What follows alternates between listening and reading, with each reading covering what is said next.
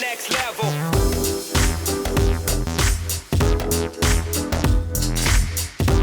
When I say ice, you say out. Ice. Ice. Ice. Thank you. Thank you. So again, my name is Dana Guerrero, and I'm a volunteer with Vecindarios 901. We are a rapid response team here in Memphis. And we respond to community members that are calling to report ICE activity and need immediate support. We also provide additional support for immigrant families in need. I've called Tennessee home for 8 years now. 5 of those years have been here in Memphis. As they said, I'm a mom, I'm a researcher, I'm a community advocate. And my team and I want to highlight a few key points that we hope will motivate you to keep taking action long after this event is over. I want to start by calling attention to the student walkouts happening right here in Memphis. Shout out to our students. All right. Students are speaking out and taking action on the injustices they are witnessing in their communities by the Unsafe Task Force. Many of these students are being affected personally. We can learn something from these students. Students at Memphis Business Academy recently organized a walkout to bring attention to the capture of Yasser, one of their classmates. He is a young man of 18 that was detained just this month and is now being held at the West Tennessee Detention Center. His mother and classmates describe him as an artist, an amazing soccer player, and a young man with big dreams and aspirations. He is not a criminal. He is a son, he is a friend, he is a part of this community, and he called Memphis home. So I want to ask Memphis leaders, how are the actions of the Unsafe Task Force making our communities safer? How can students learn and flourish under these conditions? How does sitting outside the school parking lot geared up with guns helping our children feel safe?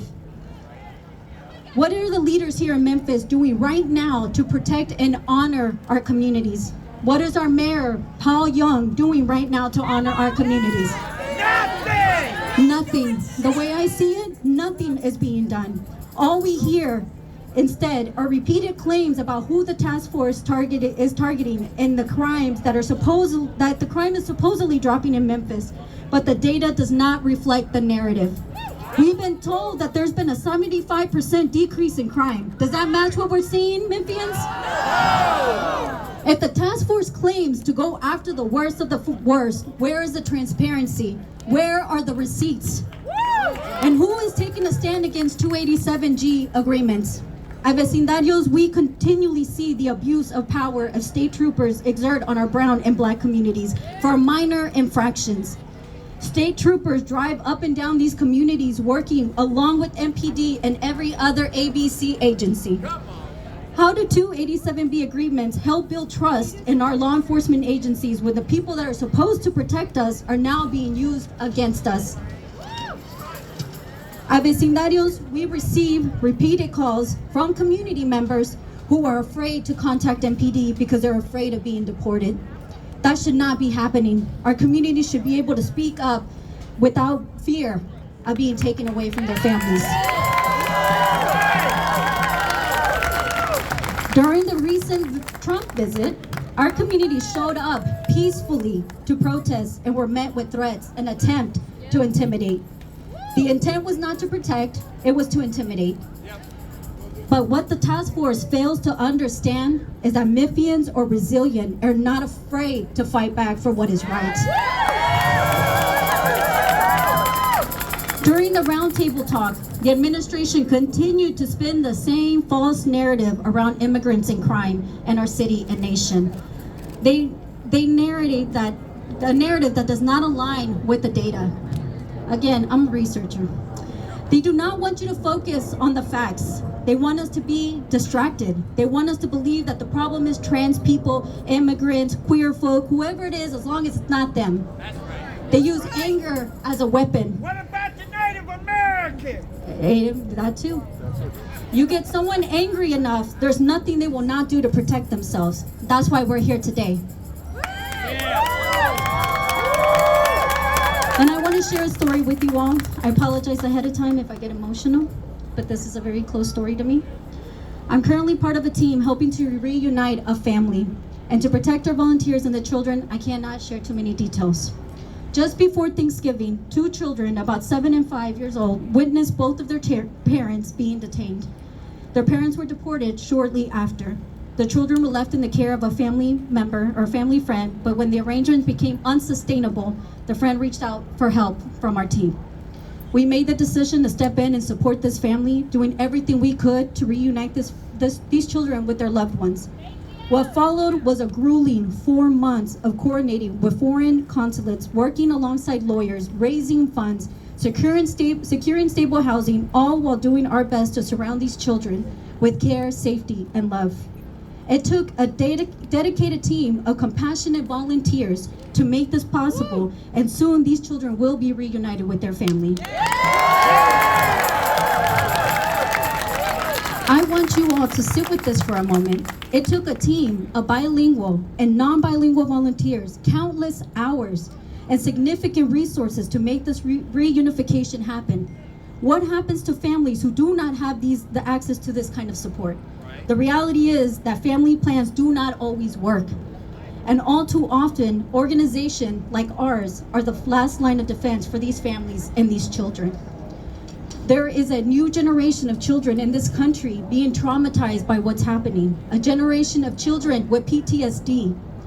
I've taken calls from families hiding in restrooms because ICE is banging at their door, threatening to kick their door down.